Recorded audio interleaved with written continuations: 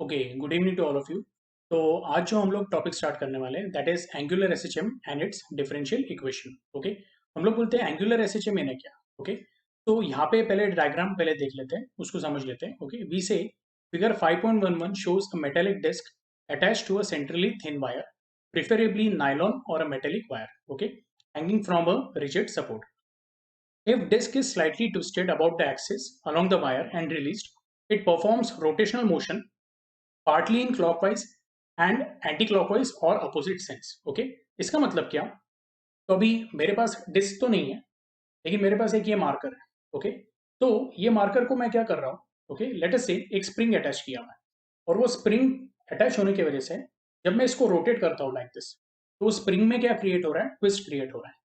अब जब मैं इसको रोटेट कर रहा हूँ, ओके, तो मेरे लिए ये एंटी क्लॉकवाइज डायरेक्शन है, लेकिन आप लोग जब इसको देखोगे तो आपको ये क्लॉकवाइज दिखेगा। ओके, अब जब मैं इसको रोटेट करूंगा तो स्प्रिंग में क्या क्रिएट होगा? एक ट्विस्ट क्रिएट होगा। ओके, यस, और हम लोग बोलेंगे जो भी मैं वर्क कर रहा हूँ that is stored in the form of what? Elastic potential energy. ठीक है, अब आपने एकदम ध्यान से सुनना है। जैसे ही मैं इसको मूव करता हूँ, ठीक है, और इसको रिलीज करता हूँ, तो आपको ऐसा दिखेगा ये जो मार्कर है ये इस तरह से मूव होगा लाइक दिस। ओके, और धीरे धीरे फिर हम लोग बोलेंगे इसका ऑसिलेशन क्या हो जाएगा? डैम्प हो जाएगा। हम लोग बोलते हैं ये जो टाइप का ऑसिलेशन है इसको हम लोग क्या बोलते हैं? We call it as angular SHM. ये आपको आ रहा है समझ में? एंगुलर एसएचएम का एक और एग्जांपल है जो हम लोग बोलेंगे, लेट अस से एक पेंडुलम है। ओके, अब जो लास्ट लेक्चर था उसमें हम लोगों ने सिंपल पेंडुलम देखा था। सिंपल पेंडुलम में कंडीशन ये था कि इफ द एंगल थीटा, यानी मीन पोजीशन और एक्सट्रीम पोजीशन के बीच में जो थीटा एंगल है, if it is less then 10 degree, okay, ऐसे केस में हम लोग क्या बोलेंगे? Okay, the Bob of pendulum it performs what? Linear SHM.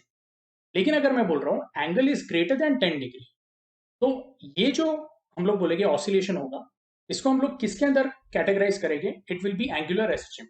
Okay, yes, हम लोग क्या बोलते हैं? When a body rotates partially, partially यानी कैसे? तो कभी क्लॉकवाइज कभी एंटी क्लॉकवाइज। ओके, तो ऐसे मोशन को हम लोग क्या बोलते हैं? We call it as angular SHM. Okay, अब यहाँ पे क्या दिया हुआ है? यहाँ पे आपको ऐसा दिया हुआ है कि एक डिस्क है which is attached to a string. अब इमेजिन करो ये डिस्क है और ये स्ट्रिंग को अटैच किया हुआ है। अब मैं डिस्क को क्या कर रहा हूँ? स्लाइटली रोटेट कर रहा हूँ। ओके, जब मैं इसको रोटेट करूंगा तो ये स्ट्रिंग भी क्या होगी? ट्विस्ट होगी। अब जैसे ही मैं इसको रिलीज करता हूँ तो आपको ऐसा दिखेगा ये जो डिस्क है ये इस तरह से मूव होना चालू होगी। अब ये क्यों होती है तो वो हम लोग डिस्कस करेंगे। Okay, so basically we say, okay, if the disc is slightly twisted about the axis along the wire and released, it performs rotational motion partly in clockwise and anti-clockwise. ये हम लोगों ने पहले रीड किया था। Such oscillations are called as angular oscillations or torsional oscillations. Okay. Now this motion is governed by restoring torque in the wire, which is always in opposite to the angular displacement. जैसे हम लोग बोलते हैं linear SHM में जो force रहता है, restoring force, it is in the opposite direction of the displacement. ये हम लोगों ने सीखा हुआ है, f is proportional to minus x. वैसे ही हम लोग बोलते हैं कि यहाँ पे जो रिस्टोरिंग टॉर्क है tau, it is proportional to what? Minus theta. Okay, और जो कांस्टेंट ऑफ प्रोपोर्शनलिटी है यहाँ पे क्या आ जाता है? It comes to be C. So हमें फाइनल इक्वेशन क्या मिलेगा? Tau is equal to what? Minus C into theta. The constant of proportionality C is the restoring torque per unit angular displacement. Okay, अब यहाँ पे हम लोग बोलते हैं कि अगर जो बॉडी रोटेट हो रही है तो उसका मोमेंट ऑफ इनर्शिया क्या है? It is I. तो ऐसे केस में हम लोगों ने रोटेशनल डायनामिक्स में एक फॉर्मूला सीखा था, tau is equal to what? I into alpha. Okay, तो ऐसे केस में क्या मैं बोल सकता हूँ? ये आई इंटू एल्फा जो है, ओके, इसको मैं मार्क कर देता हूँ। Okay, so this term I into alpha, और ये वाला जो टर्म है, okay, this one minus C into theta, क्या मैं बोल सकता हूँ? इसको हम लोग इक्वेट कर सकते हैं। ओके, तो मैं आपको पहले यहाँ पे बता देता हूँ। तो बेसिकली अगर मैं आपको ऐसे बोलता हूं कि restoring torque is proportional to what? Minus theta. Linear SHM में हम लोग क्या बोलते हैं? Restoring force is proportional to what? Minus x. अब हम लोग क्या बोल रहे हैं? यहाँ पे जो कांस्टेंट ऑफ प्रोपोर्शनलिटी आएगा वो क्या आएगा? इट विल कम एज सी।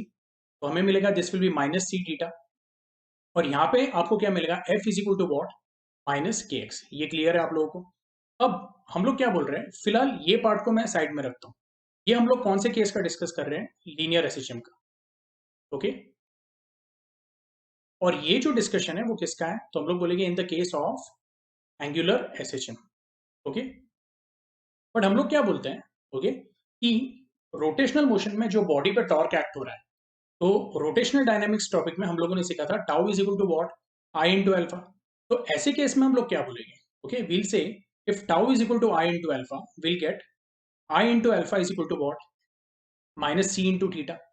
अभी आप बोलोगे सर यहाँ पे क्या था, तो हम लोग बोलेगे by Newton's, okay, second law, the rate of change of momentum, okay, of a body is nothing but equal to what, the force acting on it. यानी हम लोग बोलते हैं F is equal to what, M into A. तो हम लोगों ने क्या किया था, एम इंटू ए को किससे इक्वेट किया था, माइनस के इंटू एक्स से।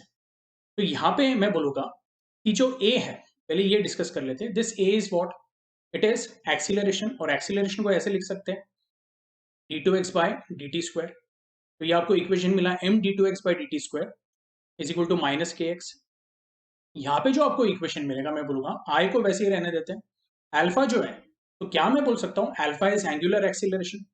तो एंगुलर एक्सीलरेशन को हम लोग ऐसे लिख सकते हैं d two theta upon D t square is equal to what, minus C into theta.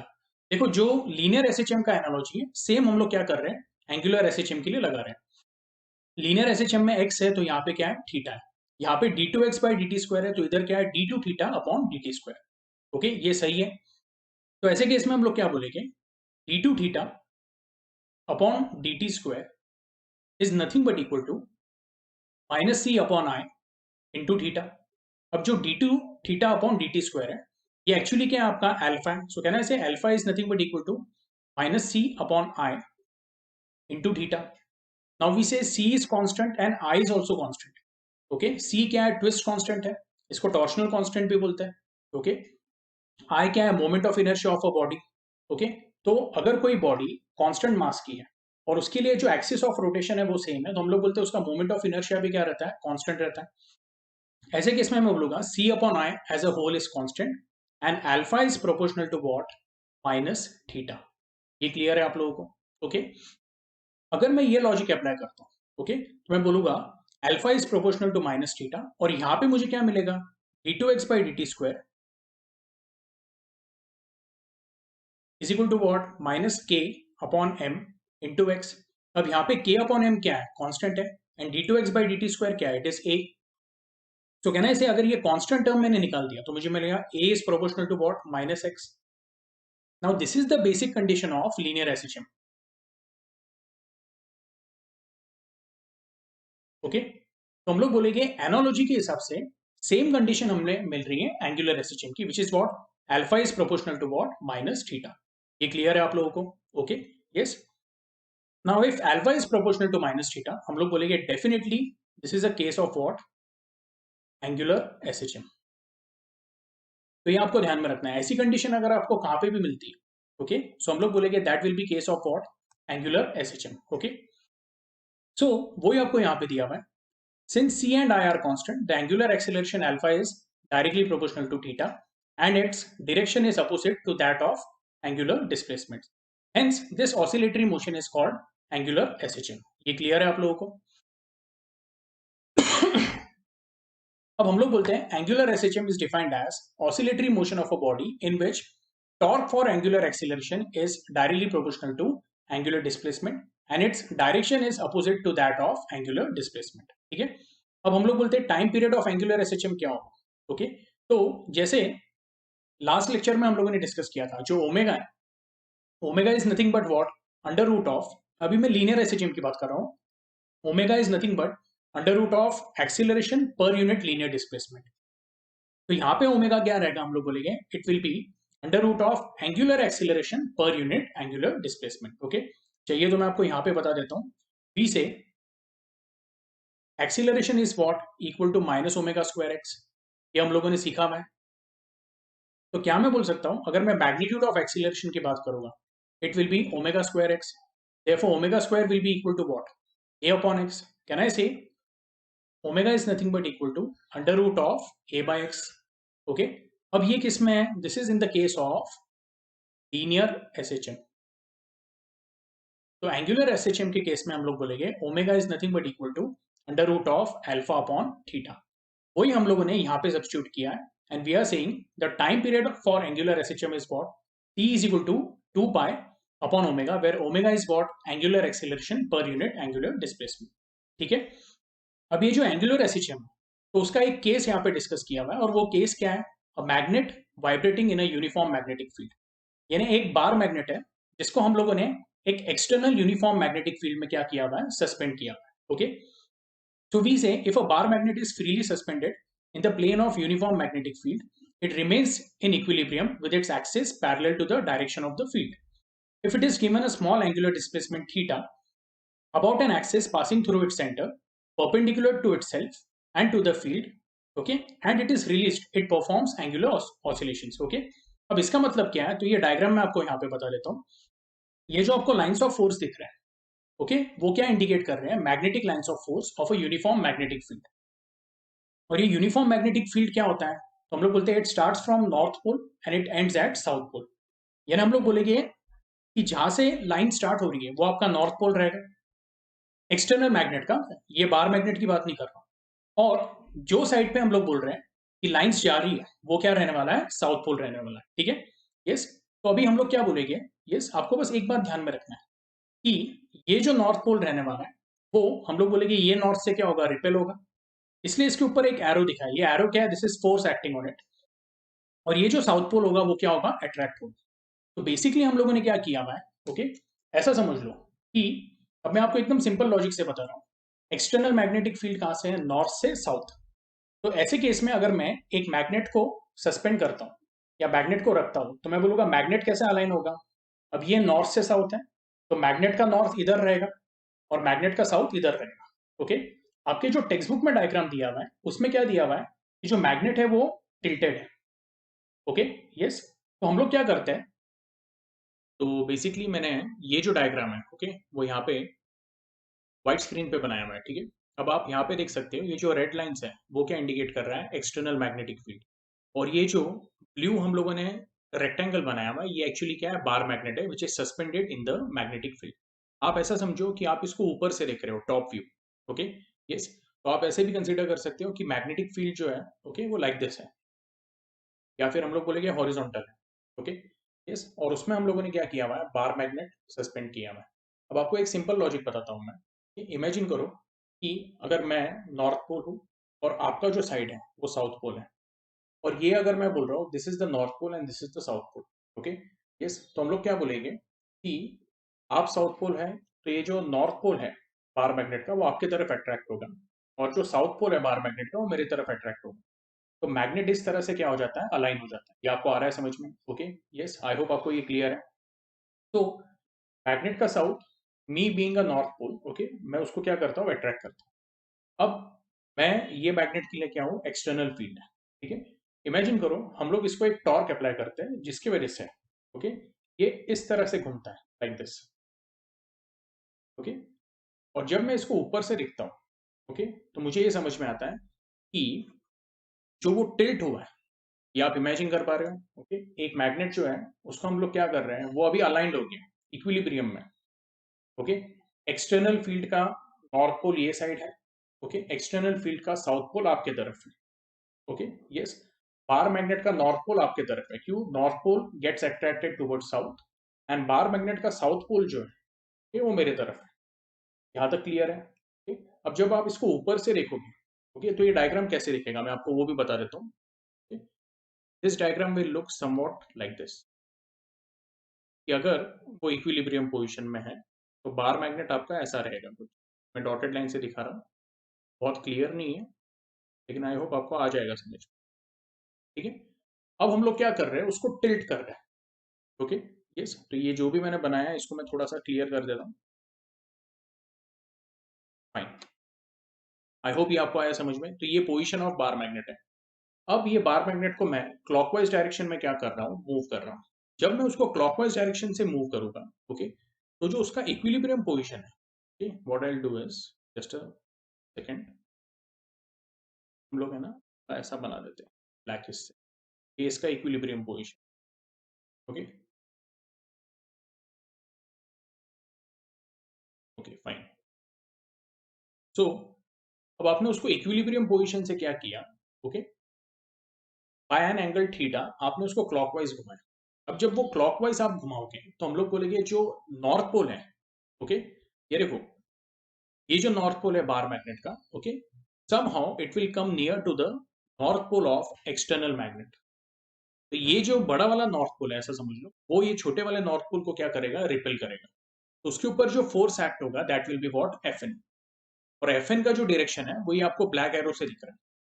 But हम लोग बोलेंगे कि जो साउथ पोल है उसको ये नॉर्थ पोल क्या करेगा, अट्रैक्ट करेगा। ये आपको आ रहा है समझ में? ओके, तो उसके ऊपर जो फोर्स एक्ट होगा that will B F S.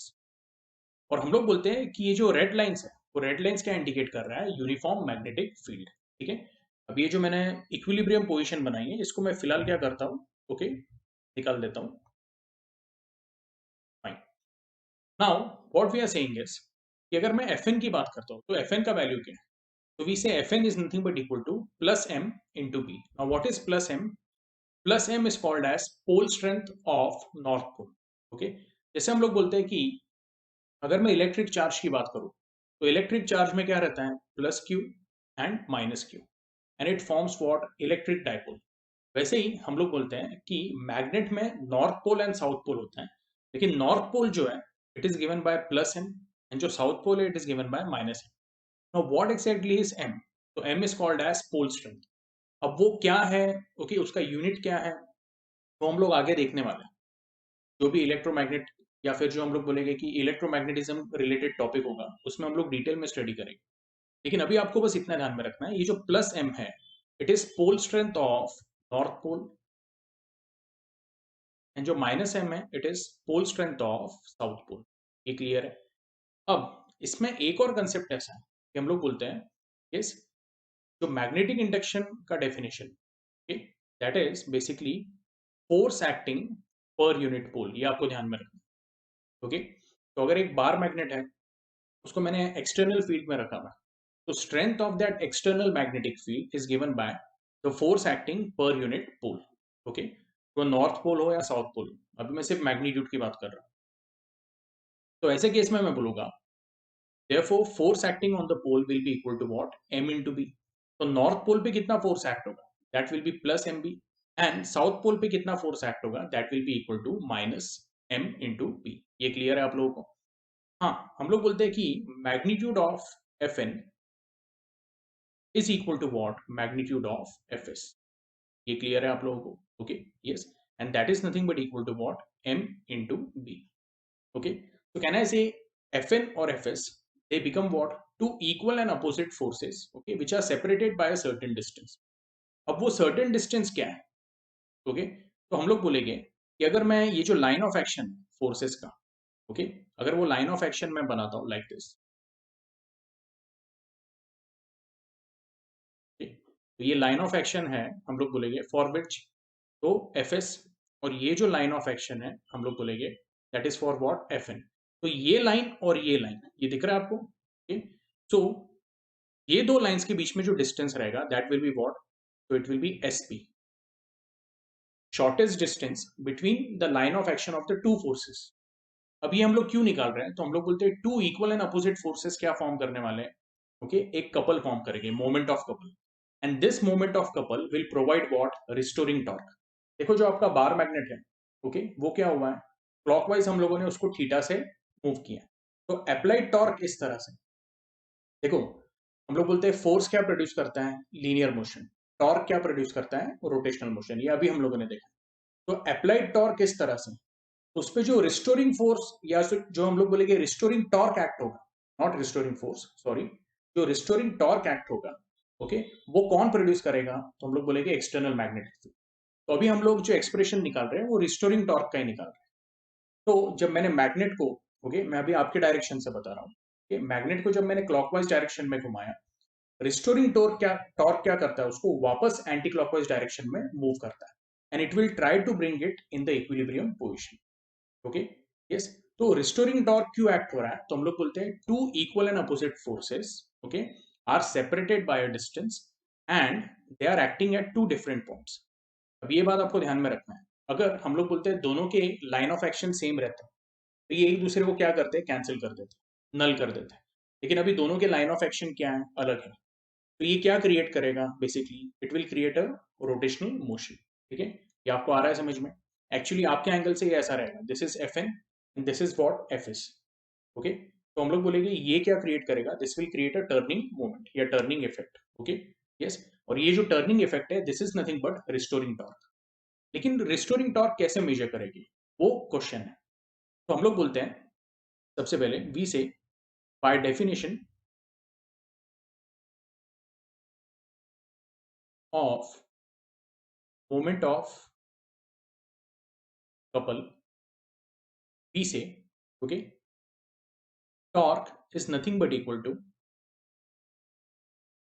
Are into F. Okay, मैं सिर्फ मैग्नीट्यूड की बात कर रहा हूँ।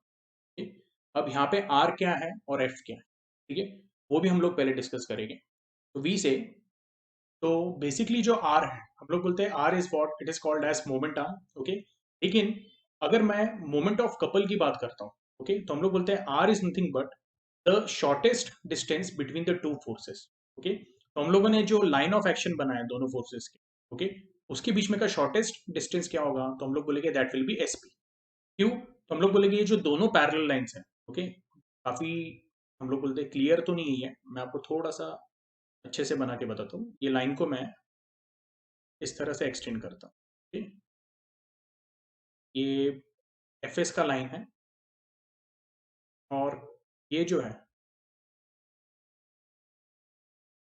ये आपका this is the line of action of what, तो विल से एफ एन, ये आपको दिख रहा है। ओके, तो इन दोनों लाइंस के बीच में, ये पैरेलल लाइंस के बीच में जो शॉर्टेस्ट डिस्टेंस है वो क्या है, एसपी। क्यों, तो मैं बोलूंगा वो परपेंडिकुलर डिस्टेंस है। ओके, एनीवे फिलहाल मैं डायग्राम से वापस ये निकाल देता हूँ। ओके, यस, आई होप आपको ये समझ में आया है। Will erase this line.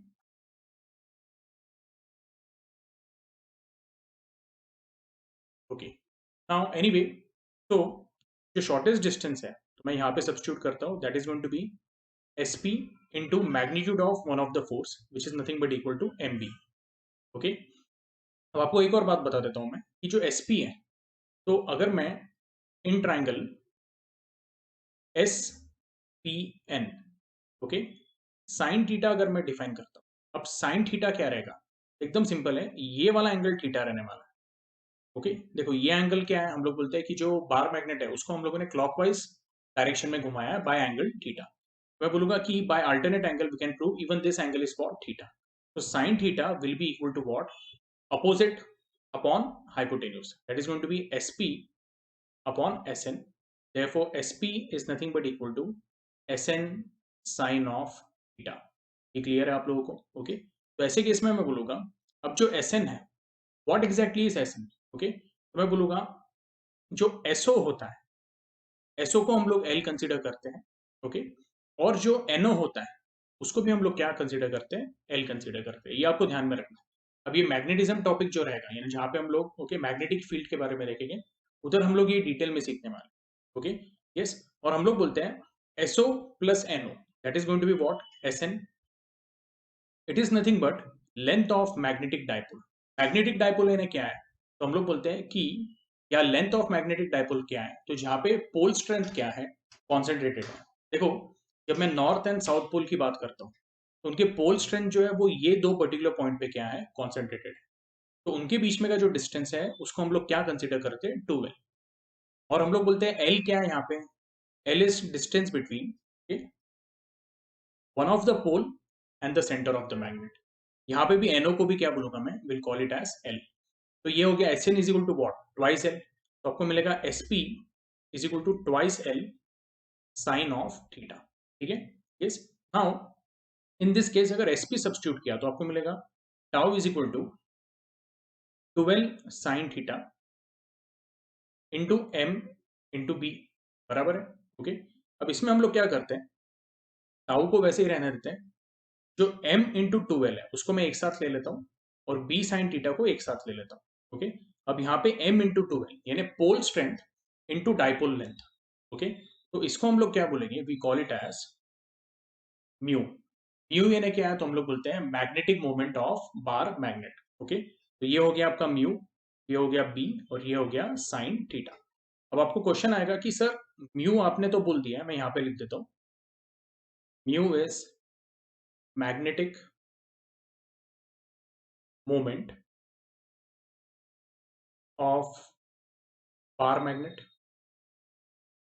अब एग्जैक्टली मैग्नेटिक मोमेंट क्या है? तो पहली बात मैं आपको ये भी बोलता हूँ कि नॉर्मली हम लोग मैग्नेटिक मोमेंट कैपिटल एम से देते हैं। ओके, मैग्नेटिक मोमेंट को हम लोग डायपोल मोमेंट भी बोलते हैं। Okay, but what exactly is magnetic moment या म्यू एग्जैक्टली है क्या? तो इसका एकदम सिंपल लॉजिक है। इमेजिन करो कि अगर ये बार मैग्नेट, ओके, आप 90 डिग्री पे टिल्ट करते हो, तो ऐसे केस में थीटा क्या हो जाता है? थीटा 90 होता है। साइन थीटा क्या हो जाता है? तो हम लोग बोलेंगे साइन 90 विल बिकम 1।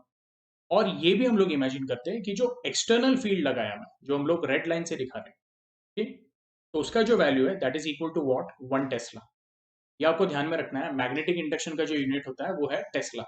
ओके, ये सब हम लोग आगे सीखेंगे, इसका आप लोगों ने अभी टेंशन नहीं लेना है। लेकिन जो इन्फॉर्मेशन मैं दे रहा हूँ उसको आपने क्या करना है? सिंपली एब्जॉर्ब करना है। मैं मैथमेटिकली आपको क्या बता रहा हूँ कि जो डेरिवेशन कर रहे हैं हम लोग करेक्ट कर रहे हैं, ठीक है। आपकी टेक्स्ट बुक में उन्होंने बिना कंसेप्ट समझाए हुए डायरेक्टली, ओके, उसको इंट्रोड्यूस किया हुआ है, इसलिए थोड़ा सा इशू आपको आएगा समझने में। ओके, लेकिन आई होप अभी तक मैंने जितना भी आपको एक्सप्लेन किया है वो समझा है, ठीक है। तो we are now discussing what, कि what exactly is what we are saying dipole moment mu. Okay, तो डायपोल मोमेंट म्यू जो है वो अभी हम लोग देख रहे हैं। ओके, और हमारा मेन डेरिवेशन तो कुछ अलग ही है, हमें रिस्टोरिंग टॉर्क निकालना है, लेकिन उसमें म्यू जो आया है वो मैं आपको समझाने की कोशिश कर रहा हूँ। So basically what is mu? तो हम लोग बोलते हैं अगर थीटा 90 है, साइन 91 हो गया, बी का वैल्यू 1 टेस्ला है, ये वैल्यू अगर मैंने सब्स्टिट्यूट किया तो मेरे को क्या मिलेगा? Tau is equal to what? B का वैल्यू 1, साइन थीटा का भी वैल्यू क्या हो गया? 1 हो गया। तो आपको मिलेगा numerically tau is equal to what? Mu. मैं यहाँ पे लिख देता हूँ, दिस इज न्यूमेरिकली। ये आपको आ रहा है समझ में? So what exactly is dipole moment? अभी आपको ये क्वेश्चन होगा, तो मैं अभी आपको डायपोल मोमेंट का डेफिनेशन बताता हूँ। ओके, और अभी आपको एकदम क्लियर होगा, सब लोगों ने एकदम ध्यान से सुनना है। Dipole moment mu of a bar magnet is defined as, okay, the torque that will act on a bar magnet when it is placed perpendicular to a uniform magnetic field of value 1 Tesla. तो अगर आप एक bar magnet को, okay, एक uniform magnetic field में रखते हैं और वो यूनिफॉर्म मैग्नेटिक फील्ड का वैल्यू 1 टेस्ला है, और आप उसको कैसे रख रहे हो? ओके, तो आप उसको 90 डिग्री पे रख रहे हो। क्यों? तो साइन 90 क्या हो जाता है? 1। ऐसे इसमें उस पर मैक्सिमम टॉर्क एक्ट होगा, तो वो जो टॉर्क का वैल्यू रहेगा that is called as what? Dipole moment. Okay, ये क्लियर हुआ आपको? यस, आई होप अभी आपको डायपोल मोमेंट का डेफिनेशन समझा है। Okay, so we say tau is equal to what? Mu into B sine theta. Okay, अब हम लोग बोलते हैं tau is equal to mu into B sine of theta. Okay, if theta is very small, sine of theta is nearly equal to theta, ये हमको पता है। तो टाउ क्या हो जाएगा? It will become mu into B into theta. लेकिन question ये है कि जो हम लोगों ने मैग्नेट को मूव किया है, तो आपने क्लॉकवाइज मूव किया है, लेकिन जो इस पे कपल एक्ट हो रहा है, ओके, आप अगर यहाँ पे ध्यान से देखोगे, एफ एन और एफ एस, वो क्या करेगा? तो एफ एन और एफ एस उसको वापस क्या कर रहा है? एंटी क्लॉकवाइज डायरेक्शन में मूव करने की कोशिश कर रहा है। तो क्या मैं ऐसा बोल सकता हूँ जो रिस्टोरिंग टॉर्क है, ओके, चाहिए तो इसको मैं टाउ आर बोल देता हूँ। रिस्टोरिंग टॉर्क जो है यहाँ पे, it is acting in opposite direction of the angle which is made, या angular displacement. So since it is in the opposite direction, हम लोग बोलेंगे यहाँ पे एक नेगेटिव साइन क्या कर देते हैं? इंट्रोड्यूस कर लेते हैं। ओके, तो tau R is equal to what? Minus mu into B into theta. यहाँ तक क्लियर है? और हम लोगों ने लास्ट डेरिवेशन में देखा था, okay, tau is nothing but equal to what? I into alpha. यानी जो भी टॉर्क रोटेटिंग बॉडी पे एक्ट होता है तो उसका वैल्यू क्या होता है? हम लोग बोलते हैं it is equal to I into alpha. तो ये वैल्यू ऊपर सब्स्टिट्यूट किया तो आपको क्या मिलेगा? I into alpha is equal to minus mu into B into theta. ठीक है, अब यहाँ की जगह मेरी खत्म होते जा रही है, मैं एक काम करता हूँ, एक अलग कलर यूज कर रहा हूँ। ओके, सो अगर इसको मैंने रीअरेंज किया तो मुझे मिलेगा I into alpha is equal to minus mu into B into theta. अब देखो यहाँ पे बस ध्यान देना है, मैं बोलूंगा alpha is nothing but equal to minus mu into B upon I into theta. Can I say mu का वैल्यू कांस्टेंट है, dipole moment for a bar magnet, B का वैल्यू कांस्टेंट है और आई का वैल्यू कांस्टेंट है। ऐसे case में मैं बोलूंगा, okay, alpha is proportional to what? Minus theta. And this is nothing but condition of what? Angular SHM. क्या आपको आ रहा है समझ में? ठीक है, ये हुई पहली बात। दूसरी बात, अगर मैं ये इक्वेशन का सिर्फ मैग्नीट्यूड कंसीडर करूं तो मेरे को क्या मिलेगा? Alpha upon theta is equal to mu into B upon I. ये क्लियर है आप लोगों को? अब ये क्यों मैंने इक्वेशन लिखा हुआ है वो भी आपको आएगा समझ में। हम लोग टेक्स्ट बुक पे जाते हैं। Basically what we are saying is, okay, देखिए यहाँ पे भी वही दिया हुआ है, alpha is nothing but equal to minus mu into B upon I into theta. Okay, since mu b and I are constant, we can show that angular acceleration is directly proportional to angular displacement and is directed in the opposite direction to the angular displacement. Okay, अब okay, last derivation में हम लोगों ने ये सीखा था जो normal SHM होता है। ओके, तो नॉर्मल एसएचएम में हम लोग क्या बोलते हैं, जो टाइम पीरियड रहता है T, it is equal to what? 2 pi upon omega. और जो ओमेगा होता है, ओमेगा क्या है तो प्लीज ये ध्यान में रखना है। ओके, मैं आपको यहाँ पे दिखा देता हूँ, ऊपर के स्पेस में लिख रहा हूँ, आई होप आपको चलेगा, या फिर यहाँ पे साइड में लिख देता हूँ। ओके, पी से लीनियर एसएचएम में ए क्या होता है? Minus omega square x. सिर्फ मैग्नीट्यूड कंसीडर किया तो ए मिलेगा मुझे, या ए अपॉन एक्स क्या मिलेगा? Omega square. तो ओमेगा क्या रहेगा? Under root of A by X. तो ये हुआ लीनियर एसएचएम में। तो हम लोग बोलेंगे एंगुलर एसएचएम में क्या होगा? Omega will be equal to under root of A के जगह पे आएगा अल्फा, थोड़ा अच्छे से लिख देता हूं मैं, ए के जगह पे आएगा अल्फा और एक्स के जगह पे आएगा angular displacement which is what? Theta. वही आपको यहाँ पे दिया हुआ है कि the period of vibrations of the magnet is given by t is equal to 2 pi upon under root of angular acceleration per unit angular displacement. Okay, that is nothing 2 pi upon under root of alpha upon theta. But alpha upon theta का value यहाँ पे हम लोगों ने निकाल के रखा हुआ है, it is equal to what? mb upon i. तो जब अल्फा अपॉन थीटा को एम बी अपॉन आई लेंगे, ओके, और फिर उसका हम लोग न्यूमरेटर में शिफ्ट करेंगे तो आपको टाइम पीरियड टी क्या मिलेगा? It will become 2 pi upon, या 2 pi into under root of I upon M B. ये भी आपको बता देता हूँ, यानी आपको कंफ्यूजन नहीं रहेगा। पी से T is equal to what? 2 pi upon omega. But omega का वैल्यू क्या है? तो आप बोलोगे under root of alpha upon theta. मैं अल्फा अपॉन थीटा की जगह पे U into B upon I करता हूँ। अब ये जो आई है वो क्या हो जाएगा? न्यूमरेटर में जाएगा, तो आपको मिलेगा 2 पाई, आई न्यूमरेटर में आ गया यानी रूट आई, और जो एम बी है वो डिनोमिनेटर में आ जाएगा। ठीक, यहाँ पे अभी बहुत सारा मैटर एक साथ आ गया। ठीक है, आई होप आपको ये समझ में आ रहा है। Okay, yes. तो एनीवे, बी से द टाइम पीरियड या the period of vibration for a magnet which is suspended in external magnetic field is given by t is equal to 2 pi under root of I upon mu into b. Okay? अब यहाँ पे basically दो numericals दिए हुए। Okay, बहुत simple है ये, मैं चाहूंगा कि आप इसको खुद से एक बार क्या करो, सॉल्व करो। ओके, बहुत इजी है। और अगर आपको ये नहीं समझ में आ रहा है तो हम लोग क्या करेंगे, नेक्स्ट लेक्चर में इसको ले लेंगे। ठीक है, यस। फिलहाल इसके बाद जो नेक्स्ट कंसेप्ट है that is damped oscillations. Okay, तो अभी तक जो भी हम लोगों ने ऑसिलेशंस के केसेस देखे, ओके, उसमें हम लोगों ने डैम्पिंग इफेक्ट कंसीडर नहीं किया था। डैम्पिंग इफेक्ट यानी क्या? तो जैसे मैं आपको एक सिंपल एग्जांपल देता हूँ। अब एक पेंडुलम ऑसिलेट हो रहा है, ठीक है, यस, तो यहाँ पे हम लोगों ने कभी ये कंसीडर नहीं किया कि एयर रेजिस्टेंस कितना है, या एयर रेजिस्टेंस की वजह से जो लॉस ऑफ एनर्जी है ऑफ पेंडुलम वो कितनी हो रही है। फिर इसमें एक और पॉइंट है कि हम लोग बोलते हैं कि लेट अस से पेंडुलम जहाँ पे हम लोगों ने अटैच करके रखा हुआ है टू रिजिड सपोर्ट, तो वहां पे हम लोग बोलेंगे थोड़ा बहुत फ्रिक्शन भी होगा, तो there is loss of energy due to friction also. Okay, yes. अगर आपको याद होगा, ओके, जो हम लोगों ने पहला वाला डेरिवेशन देखा था, यहाँ पे हम लोगों ने differential equation of undamped oscillation निकाला था, तो उसका डायग्राम कुछ इस तरह से था। हम लोगों ने एक रिजिड सपोर्ट लिया था, तो थोड़ा अच्छे से बना लेता हूं मैं। तो हम लोगों ने एक रिजिड सपोर्ट लिया था, उसको एक स्प्रिंग अटैच की थी, और उसको एक ब्लॉक हम लोगों ने अटैच किया था। और ये जो ब्लॉक है, ये ब्लॉक को हम लोगों ने एक फ्रिक्शनलेस सरफेस पे रखा था, आपको याद है? ओके, तो जब भी आप ब्लॉक को खींचोगे, ओके, तो हम लोग बोलेंगे स्प्रिंग क्या होगा? स्ट्रेच होगा।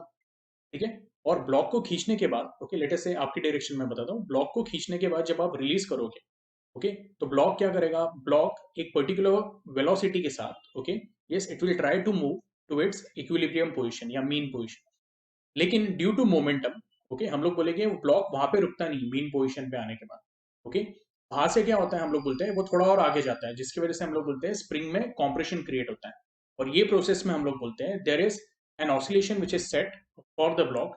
लेकिन ये जो ऑसिलेशन है इसको हम लोग बोलते हैं अनडैम्प्ड ऑसिलेशन। इसका मतलब क्या कि अब ये नॉर्मल पोजीशन है, आपने इसको खींचा, खींचने के बाद ये कुछ ऐसा हो जाएगा, लाइक दिस,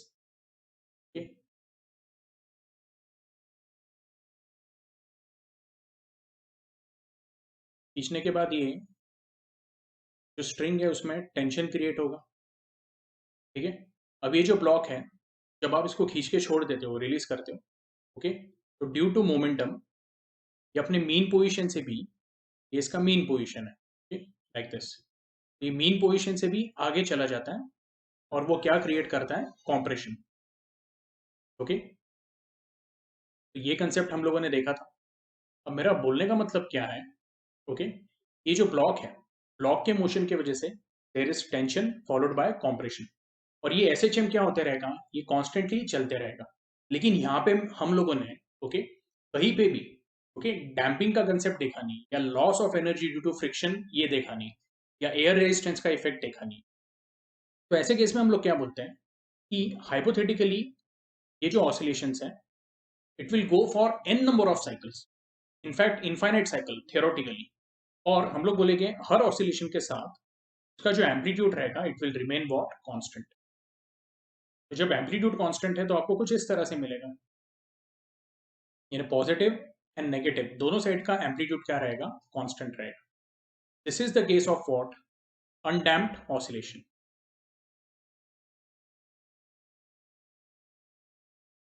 ओके। लेकिन हम लोग बोलते हैं जो अनडैम्प्ड ऑसिलेशन है, it is a hypothetical case, और ये जो मैंने आपको एक्सप्लेन किया ना, ये एकदम स्टार्टिंग के लेक्चर्स में मैंने बताया था, ओके, यस, इस पे हम लोग ज्यादा डिस्कशन नहीं करेंगे। This is your tension and this is compression, और ये इक्विलिब्रियम पोजीशन। लेकिन अभी हम लोग मेन पॉइंट पे आते हैं, okay. When we talk about damped oscillation, okay, we say the amplitude of oscillations of an oscillator is reduced by an application of an external force, the oscillator and its motion are said to be damped, okay. Periodic oscillations of gradually decreasing amplitude are called damped harmonic oscillations, and the oscillator is called damped harmonic oscillator, okay. For example, the motion of a simple pendulum dies eventually as air exerts a viscous force on the pendulum, and there may be some friction at the support, जो हम लोगों ने discuss किया है। पहला तो कि जो रिजिड सपोर्ट है वहां पे फ्रिक्शन है, तो उसकी वजह से पेंडुलम का एनर्जी लॉस होता है, और दूसरा हम लोग बोलते हैं एयर रेजिस्टेंस की वजह से होता है। तो आप देखो पेंडुलम को जब आप रिलीज करोगे, तो रिलीज करने के साथ फर्स्ट फ्यू साइकिल्स में उसका एम्पलीट्यूड ज्यादा रहता है, लेकिन धीरे धीरे वो कम होते जाता है, लाइक दिस, ओके। और एक पॉइंट पे हम लोग क्या बोलेंगे, इट विल स्टॉप। ये क्लियर है?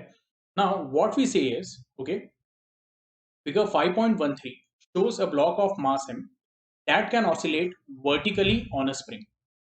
बोलने का मतलब क्या है कि अभी हम लोग हॉरिजॉन्टल सेटअप नहीं देख रहे हैं, अभी जो सेटअप देख रहे हैं वो कैसा सेटअप है, it is a vertical setup, okay. इसमें हम लोगों ने क्या किया हुआ, एक ब्लॉक है which is suspended to a spring and this block is connected to what, a piston and a vein, या फिर आप इसको as a whole vane consider कर सकते हो, ओके। अब ये वेन यानी क्या है, तो मैं आपको इस तरह से दिखा देता हूँ। This is a when, this is the rod, और ये जो रॉड है वो किसको कनेक्टेड है, ब्लॉक को। तो जब ब्लॉक ऊपर नीचे मूव होगा, तो हम लोग बोलेंगे जितना ब्लॉक मूव होगा उतना ही वेन भी क्या होगा, मूव होगा, ओके। इमेजिन करो मेरे हाथ में ब्लॉक है और ये वेन है, और ये ब्लॉक और when is connected by a rod. तो ब्लॉक अगर नीचे आया तो वेन भी क्या होगा, नीचे होगा, ओके। अब आपको एक सिंपल एग्जांपल देता हूं मैं, एक डिश लेना है या प्लेट लेना है, उसको एक जो टब होता है जिसमें आपने पानी फिल किया हुआ है उसमें आप इंसर्ट करो। अब वो जो डिश है ना, उसको आप हॉरिजॉन्टली उठाने की कोशिश करो, आपको बहुत ज्यादा फोर्स लगेगा, यस। लेकिन वही डिश को अगर आप इस तरह से निकालते हो बाहर, okay, like this, see if you try to move dish upwards, तो हम लोग बोलेंगे वाटर क्या करेगा, बहुत सारा थ्रस्ट उस पर एग्जर्ट करेगा, या फिर आप इसको विस्कस फोर्स भी बोल सकते हो। लेकिन वही अगर आप डिश को इस तरह से निकालते हो, तो ओवरऑल सरफेस एरिया क्या हो जाता है, कम हो जाता है। एंड डिश इजीली क्या हो जाती है, निकल जाती है। सेम कंसेप्ट यहाँ पे होने वाला है कि जब ब्लॉक मूव होगा, ये जो वेन है, ओके, यस, हम लोग क्या बोलेंगे, वेन का जो मोशन है वो कौन अपोज करेगा, the viscous force, okay, of the medium.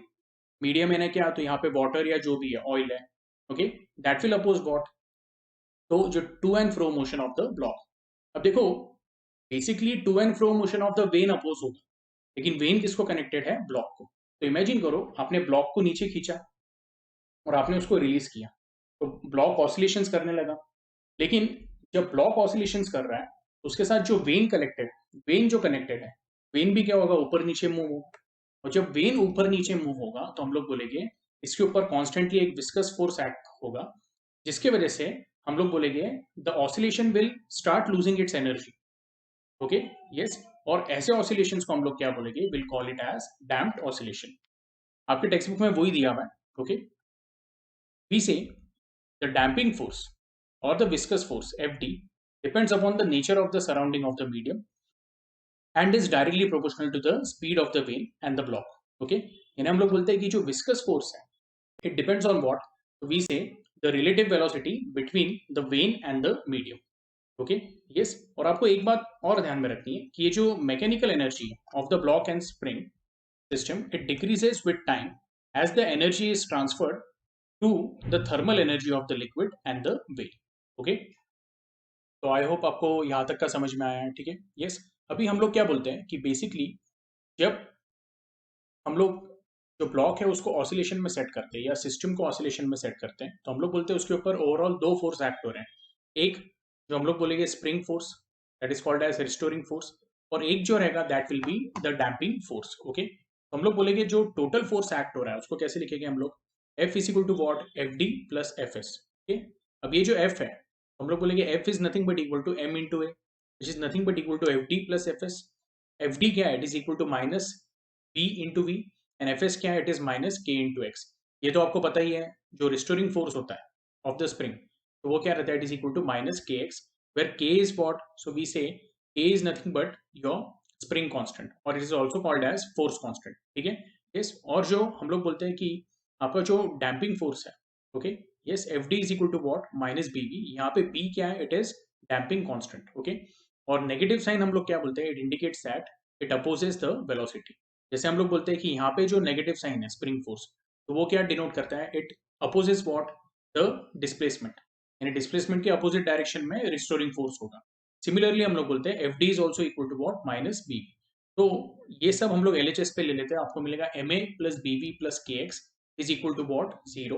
अभी आप बोलोगे सर ऐसा सिमिलर इक्वेशन हम लोगों ने देखा हुआ है, लेकिन अनडैम्प्ड ऑसिलेशन में सब कुछ सेम है, सिर्फ ये जो पार्ट है B into D X upon D T, ये पार्ट क्या है, एब्सेंट है, ठीक है। ये पार्ट अगर मैंने निकाल दिया तो आपको जो इक्वेशन मिलेगा M D two x by D two square plus K X equal to zero, ये कौन सा हम लोग बोलेंगे डिफरेंशियल इक्वेशन रहेगा, this will be differential equation of undamped oscillation, और ये लेक्चर्स के स्टार्टिंग में हम लोगों ने लिया हुआ है, ओके। एनीवे, जब आप ये डिफरेंशियल इक्वेशन सॉल्व करते हो, ठीक है, तो आपको जो आंसर आता है, यानी एक्स का जो सोल्यूशन आएगा या इक्वेशन आएगा, that comes to be, the solution is found to be in the form x is equal to a e raised to bt upon 2m into cos of omega dash t plus phi। अब आपको एक बात ध्यान में रखना है, ठीक है, कि यहाँ पे एक एरर हुआ है, तो बेसिकली यहाँ पे वो एरर है। अब वो एरर क्या है, तो हम लोग बोलते हैं कि जब डैम्पिंग इफेक्ट होता है तो एम्पलीट्यूड क्या होते जाता है, कम होते जाता है।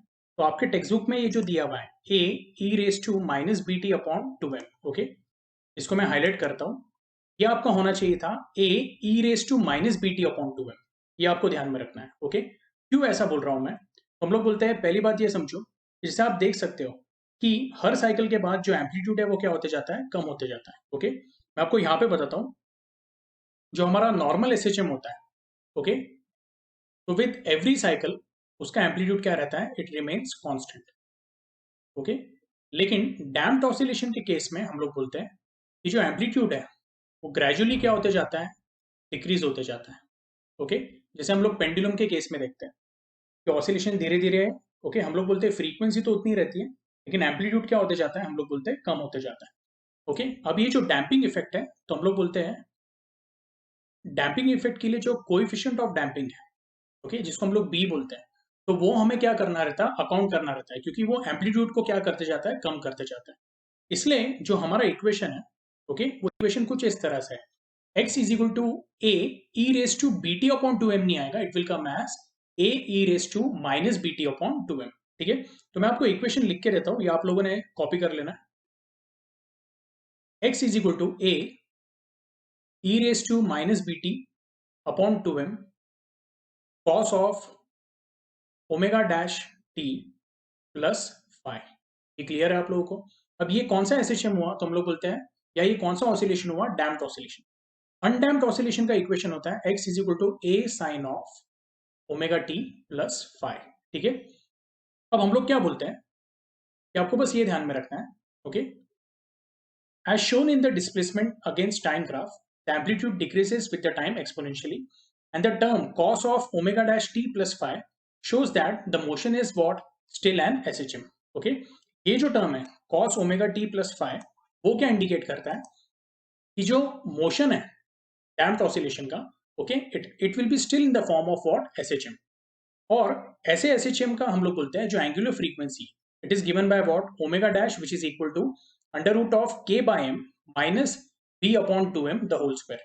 नॉर्मल SHM जो होता है अनडैम्प्ड, यानी जो थियोरेटिकल रहता है या हाइपोथेटिकल होता है, उसका जो SHM हम लोग बोलते हैं, या उसका जो angular frequency, it is given by omega is equal to under root of k by m। लेकिन हम लोग बोलते हैं डैम्प्ड ऑसिलेशन में जो ओमेगा रहता है, it becomes what, omega dash is equal to under root of k by m minus b upon two M the whole square. तो क्या मैं ऐसा बोल सकता हूँ कि यहाँ पे ओमेगा डैश का ओवरऑल वैल्यू कम है, क्योंकि यहाँ पे एक टर्म क्या हो रही है, उसमें से सब्ट्रैक्ट हो रहा है। तो मैं ऐसा बोलूंगा as compare to omega, omega dash क्या रहने वाला है, कम रहने वाला है। और हम लोग बोलेंगे hence the period of oscillation T will be given by T is equal to 2 pi upon omega dash. Again यहाँ पे भी उन्होंने सिर्फ ओमेगा लिखा है, उसको आपने चेंज करके क्या डालना है, ओमेगा डैश डालना है, which will be what, under root of k by m minus b upon two M the whole square. अब जैसे अगर मैं ओमेगा एंड ओमेगा डैश को कंपेयर करता हूँ, तो मैं क्या बोलता हूँ कि ओमेगा डैश का value is less than omega.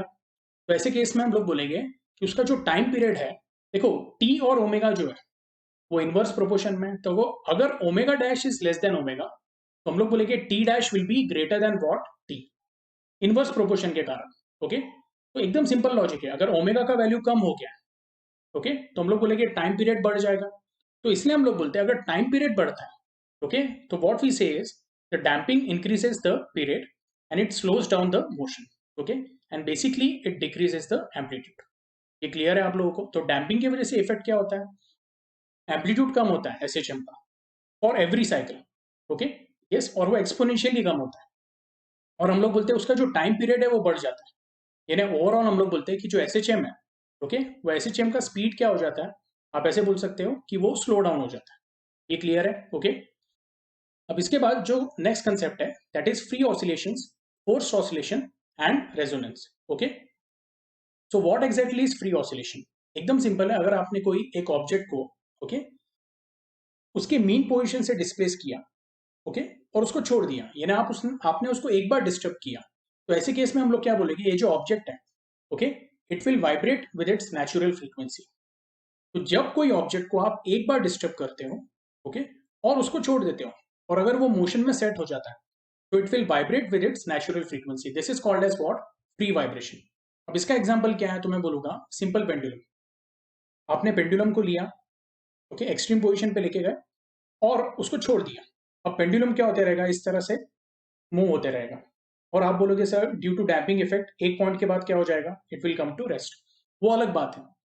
लेकिन हम लोग बोलते हैं कि ये जो केस है इसमें पेंडुलम क्या हो रहा है, it is under free vibration. लेकिन ओके, इसका अगर मैं ऐसा बोलता हूं कि एक पेंडुलम है जो एक्सट्रीम पोजीशन पे जब जाता है, तो उसको मैं कॉन्स्टेंटली क्या करता हूँ, पोक करता हूँ लाइक दिस, यानी जब वो एक्सट्रीम पोजीशन पे आया तो मैं उसको टच कर रहा हूँ बार बार, या उसको पुश कर रहा हूँ। तो ऐसे केस में मैं क्या कर रहा हूँ, कंटिन्यूसली एक पीरियोडिक फोर्स अप्लाई कर रहा हूँ, and that is called as what, okay, force vibration. अब इसका एक सिंपल एग्जांपल है, फोर्स वाइब्रेशन का एक एग्जांपल देता हूँ। जैसे कोई स्विंग के ऊपर एक बच्चा बैठा रहता है, ओके, तो बच्चा जब भी पीछे आता है, तो उसका जो पेरेंट है उसको थोड़ा सा क्या देता है, पुश देता है। तो ये एक तरह का एग्जांपल हो गया ऑफ फोर्स वाइब्रेशन, ये आपको आ रहा है समझ में? Okay, so we say the frequency for the free vibration of a pendulum is given by n is equal to 1/2 pi under root of g by l। अब ये कैसे आया? तो हम लोग बोलते हैं time period of simple pendulum क्या है, t is equal to 2 pi under root of l by G. तो मैं बोलूंगा जो फ्रीक्वेंसी ऑफ पेंडुलम रहेगा that will be 1/t, so that will be 1 upon, okay, 2 pi under root of L by G, that is going to be 1 upon 2 pi, ये हो जाएगा L by G का उल्टा हो गया G upon L। यहाँ तक क्लियर है आप लोगों को? इसमें कोई डाउट है? ठीक है। अब आपको इसमें एक और बात ये समझनी है, हम लोग बोलते हैं ये उसकी क्या हुई, नेचुरल फ्रीक्वेंसी। ये आपको समझा क्या 1 upon 2 pi under root of G by L कैसे आया? तो हम लोगों ने टाइम पीरियड का रेसिप्रोकल लिया है, ठीक है। यस। अब हम लोग क्या बोलते हैं, however by applying a periodic force the same pendulum can be made to oscillate with different frequency. The oscillation then will be called as forced oscillations, okay, and the frequency is the driver frequency of the driver frequency or forced frequency। ये clear है? Okay. अब इसके बाद हम लोग बोलते हैं कि यहाँ पे एक डायग्राम दिया हुआ है, ओके। मैं आपको सिर्फ एक सिंपल एक्सप्लेनेशन दे देता हूँ इसका। एक स्ट्रिंग है लाइक दिस, लेट अस से अलोंग एक्स डायरेक्शन एक स्ट्रिंग मैंने क्या की हुई है, दो रिजिड सपोर्ट के बीच में उसको टाइटली फिक्स किया हुआ है, ओके। वो स्ट्रिंग के ऊपर मैंने 4 पेंडुलम क्या किए, सस्पेंड किए, ओके। पहला वाला पेंडुलम जो है दैट इज पेंडुलम ए, जिसके ऊपर एक हैवी सॉलिड बॉल क्या किया, सस्पेंड किया। बाकी के जो 3 पेंडुलम है उस पर मैंने जो लाइट बॉल्स है, ओके, यानी हम लोग बोलते हैं हॉलो स्पीयर हो गए, या जैसे हम लोग बोलते हैं कि जो हैवी बॉल है वो सीजन बॉल हो गए, और जो लाइट स्पीयर्स है तो वो टेनिस के हॉलो बॉल हो गए। ये आपको आ रहा है समझ में? या जो टेबल टेनिस के पिंग पोंग बॉल होते हैं उस टाइप के हम लोग बोलते हैं बी सी एंड डी, वो आपके स्पीयर्स है, ओके। उनका मास या उनका वेट बहुत ज्यादा नहीं है, ठीक है।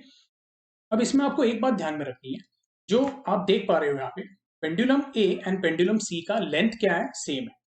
तो अगर उनका लेंथ सेम है तो अभी हम लोगों ने फ्रीक्वेंसी का इक्वेशन देखा हुआ है।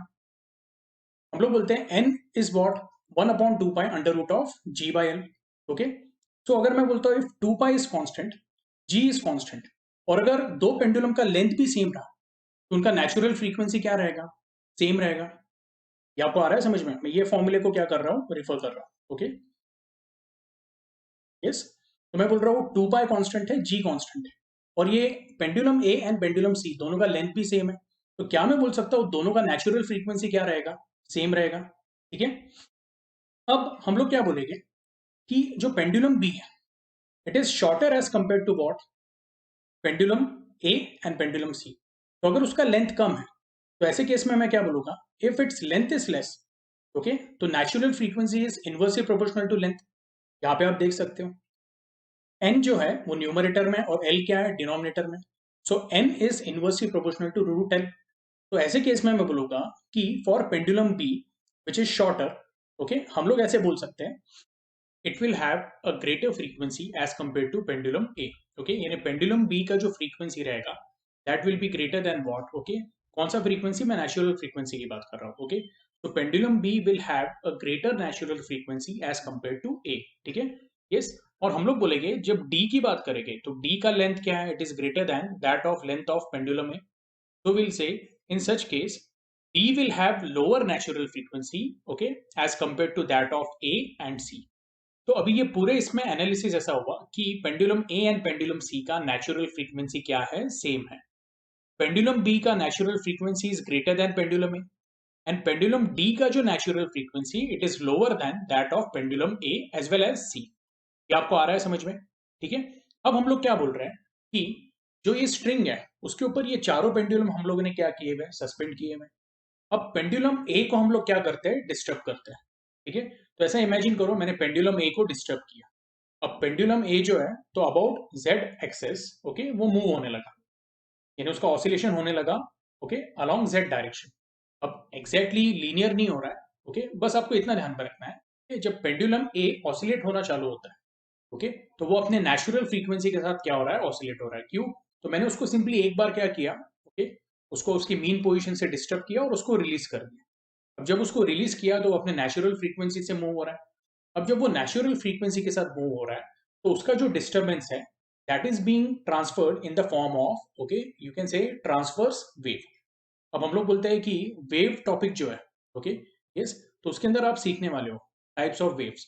हम लोग बोलते हैं कि ये जो पेंडुलम का डिस्टर्बेंस है वो पूरे स्ट्रिंग में क्या होगा, पास होगा, okay, and that will be in the form of transverse wave.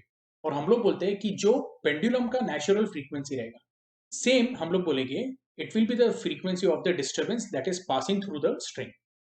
अब ये जो डिस्टर्बेंस है, ओके, ये डिस्टर्बेंस किसको जाएगा, तो हम लोग बोलेंगे एक तरह से ये जो डिस्टर्बेंस है, okay, this will go to pendulum B, pendulum C and pendulum D. तो जो डिस्टर्बेंस का फ्रीक्वेंसी है, वो फ्रीक्वेंसी के साथ pendulum B C and D क्या हो गए, ऑसिलेट हो गए। इसका मतलब क्या है, पेंडुलम ए जो है वो फ्री ऑसिलेशंस कर रहा है, ओके, क्योंकि पेंडुलम ए पहली बात तो क्या है, हैवी है, and pendulum B C and D जो है वो पेंडुलम ए के वजह से क्या हो रहे हैं, डिस्टर्ब हो रहे हैं। तो वो सेम फ्रीक्वेंसी के साथ क्या करेंगे, ऑसिलेट करेंगे, जो पेंडुलम ए का फ्रीक्वेंसी, ओके। अब ऐसा हो सकता है वो थोड़े बहुत आगे पीछे हो ऑसिलेशन में, ऐसा नहीं कि सबके सब एक साथ ऑसिलेट कर रहे हैं, लेकिन हम लोग बोलेंगे कि यहाँ पे चारों का फ्रीक्वेंसी क्या रहेगा, सेम। ये क्लियर है। अब चारों का फ्रीक्वेंसी सेम है, तो फिर फर्क क्या है, हम लोग बोलेंगे कि पेंडुलम ए जो है वो अपने फ्री ऑसिलेशंस कर रहा है, okay, it is moving freely, क्योंकि उसको हम लोगों ने फ्री ऑसिलेशंस में सेट किया हुआ है। लेकिन pendulum B C and D जो है, ओके, वो पेंडुलम ए के फ्रीक्वेंसी की वजह से क्या हो रहा है, मूव हो रहा है। तो हम लोग बोलेंगे pendulum B C and D, they are under what, forced oscillations और फोर्स्ड वाइब्रेशंस। ये क्लियर है आपको, ठीक है। अब ऐसे केस में हम लोग बोलते हैं, अब यहाँ पे देखो, हाँ, जो पेंडुलम सी है और पेंडुलम ए है, दोनों का नेचुरल फ्रीक्वेंसी क्या है, सेम है। तो पेंडुलम सी के लिए क्या हो गया है, ये एक तरह से हम लोग बोलेंगे this has been the condition of what, resonance. इसका मतलब क्या, पेंडुलम सी का जो नेचुरल फ्रीक्वेंसी है और उसके ऊपर जो फोर्स फ्रीक्वेंसी आ रहा है, वो दोनों का वैल्यू क्या है, सेम है। देखो, frequency of force vibration that is equal to what, तो हम लोग बोलते हैं नेचुरल फ्रीक्वेंसी ऑफ पेंडुलम है। लेकिन लकीली हम लोग ऐसे बोल रहे हैं पेंडुलम सी के लिए, ओके, जो उसका नेचुरल फ्रीक्वेंसी है, वही फ्रीक्वेंसी का उसको फोर्स वाइब्रेशन मिल रहा है, ओके। तो ऐसे केस में हम लोग क्या बोलेंगे, सडनली पेंडुलम सी आप देखोगे, उसका जो एम्पलीट्यूड रहेगा ऑसिलेशन का, वो क्या रहेगा, मैक्सिमम रहेगा, as compare to B and D. Now this condition is called as what, resonance, okay. तो रेजोनेंस बेसिकली क्या है, हम लोग ये बोलते हैं कि when if object is set into oscillations, okay, वो उसका नेचुरल फ्रीक्वेंसी होता है। लेकिन if the object is being oscillated with the help of an external periodic force, okay, और ऐसे केस में if the frequency, okay, of the force vibration is equal to the natural frequency, then we say, okay, the object oscillates with maximum energy या maximum amplitude, and this condition is called as what, resonance, okay। आपके textbook में वही दिया हुआ है, okay? एक बार हम लोग इसको ध्यान से एक बार रीड करेंगे। Oscillations of A are free oscillations and those of B, C and D are forced oscillation of the same frequency। ये जो पॉइंट हम लोगों ने डिस्कस किया था, ओके, इसको मैं हाईलाइट करके रखता हूँ। नेक्स्ट इंपॉर्टेंट पॉइंट ऐसा है, the natural frequency of pendulum C is same as that of A, okay, yes. और हम लोग बोलेंगे as it of the same length of A, यानी हम लोग बोलते हैं कि सी और ए का लेंथ सेम है, तो दोनों का नेचुरल फ्रीक्वेंसी सेम है। इस कारणवश हम लोग बोलेंगे it can be seen that among pendulum B C and D, pendulum C oscillates with maximum amplitude as compare to the other two pendulum which oscillates with smaller amplitude. इसका reason क्या है, तो हम लोग बोलेंगे as the energy depends upon the amplitude, it is clear that pendulum C has absorbed maximum energy from the source pendulum A। ये जो उसको डिस्टर्बेंसेस मिल रहा है, ओके, वो डिस्टर्बेंस में या वो जो एनर्जी है उसमें उसने क्या किया हुआ है, पेंडुलम सी ने मैक्सिमम एनर्जी एब्जॉर्ब किया हुआ है as compare to what, pendulum B and pendulum D, okay. It shows that the object C having the same natural frequency as that of the source absorbs maximum energy from the source, okay, in such case it is said to be in resonance with, okay, source pendulum A, okay। यानी हम लोग बोलते हैं pendulum C and pendulum A दोनों का natural frequency same है, हालांकि pendulum A free vibration में है, पेंडुलम C जो है it is in force vibration, but luckily हम लोग बोलते हैं उसका जो नेचुरल फ्रीक्वेंसी है और जो फोर्स वाइब्रेशन का फ्रीक्वेंसी है वो सेम होने के कारण हम लोग बोलते हैं it is under the condition of resonance. यहां तक क्लियर है आपको, ओके। अब बात करते हैं for unequal natural frequencies on either side, यानी ऑन हायर साइड और lower side, the energy absorbed is less, okay. If the activity is repeated for a set of pendula of different length, okay, and squares of their amplitude are plotted against the natural frequency, okay, the plot will be similar as shown in the figure. Basically यहाँ पे क्या किया हम लोगों ने, okay, तो ऐसा समझ लो कि जैसे जैसे हम लोग बोलते हैं कि जो फोर्स्ड वाइब्रेशंस है, ओके, यस, तो वो फोर्स वाइब्रेशन का फ्रीक्वेंसी, ओके, जब पेंडुलम के नेचुरल फ्रीक्वेंसी के पास पहुंचने जाता है, ओके, अभी आपको यहाँ पे क्या बोला हुआ है कि आप अलग अलग सेट्स ऑफ पेंडुलम ले सकते हैं। वो अलग अलग सेट्स ऑफ पेंडुलम लेने से अच्छा आप क्या कर सकते हो, एक सिंगल पेंडुलम ले सकते हो, ठीक है, और उसको आप अलग अलग फ्रीक्वेंसी के साथ क्या कर सकते हो, वाइब्रेट कर सकते हो। ये एक और इजी मेथड है, ओके। और आपको ये पता चलेगा कि जैसे जैसे आप फ्रीक्वेंसी ऑफ वाइब्रेशन बढ़ाते जाते हो, जो हम लोग बोलते हैं स्क्वायर ऑफ एम्पलीट्यूड का ग्राफ है, वो भी क्या होते जाता है, बढ़ते जाता है। और स्क्वायर ऑफ एम्पलीट्यूड क्या इंडिकेट करता है, एनर्जी ऑफ पेंडुलम। तो जैसे जैसे आप फ्रीक्वेंसी बढ़ाते जाते हो, हम लोग बोलते हैं एनर्जी ऑफ वाइब्रेशन बढ़ते जाता है, या फिर स्क्वायर ऑफ एम्पलीट्यूड बढ़ते जाता है, और एक पॉइंट पे हम लोग बोलते हैं वो मैक्सिमम हो जाता है।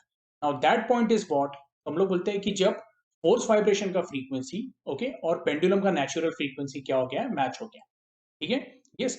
अगर उसके बाद आपने वापस बढ़ाया, ओके, तो हम लोग बोलते हैं कि फोर्स वाइब्रेशन का फ्रीक्वेंसी और नेचुरल फ्रीक्वेंसी क्या होने लगता है, डिफर होने लगता है, और वापस एम्पलीट्यूड क्या होने लगता है, कम होने लगता है, ओके। ये आपको आया समझ में, ओके। तो ये पैराग्राफ जो है टेक्स्ट बुक का, जो वो आप लोगों ने एक बार अच्छे से वापस क्या करना है, रीड करना है, ठीक है। मैंने तो आपको काफी डिटेल में एक्सप्लेन किया, लेकिन फिर भी अगर इसमें कुछ डाउट होगा तो वो आप मुझे ग्रुप पे पूछ सकते हो, ठीक है। अब बेसिकली ये जो कंसेप्ट है, ये आपको आगे के भी सिलेबस में, तो हम लोग बोलते हैं in chapter superposition of the waves, you will see that most of the traditional music instruments use the same principle of resonance. In the topic AC circuits, the resonance in LC circuit is also discussed. Okay, तो ये जो concept है, okay, basically ये topic का concept है ही नहीं, okay, लेकिन फिर भी हम लोग बोलेंगे कि आगे आपको इसको और डिटेल में सीखने को मिलेगा in the topic of superposition of waves, okay. Anyway, I hope आपको ये पूरा जो टॉपिक है उसका थियरी समझ में आया है, ठीक है। अब जो हमारा नेक्स्ट लेक्चर रहेगा उससे हम लोग क्या करेंगे, न्यूमेरिकल स्टार्ट करेंगे, ओके, यस। और अगर आपको कुछ भी डाउट होगा तो आपने क्या करना है, उसको ग्रुप पे पूछना है, ठीक है, यस। तो आज के लिए हम लोग क्या करते हैं, यहाँ पे ही स्टॉप करते हैं, ओके।